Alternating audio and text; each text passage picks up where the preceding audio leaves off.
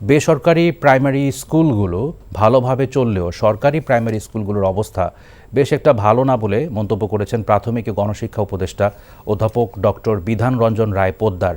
সকালে টাঙ্গাইলের সরকারি মডেল প্রাইমারি প্রাথমিক বিদ্যালয় পরিদর্শন শেষে তিনি কথা বলেন।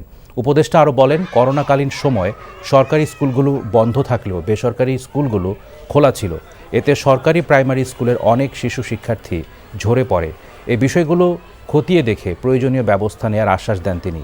জেলা প্রশাসক শরীফা হক এ সময় উপস্থিত ছিলেন।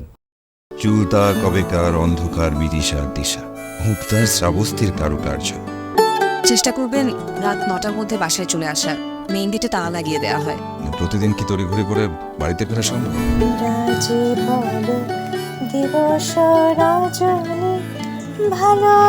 একটা কথা বলতে চাই, তুমি ভীষণ সুন্দর গান করে।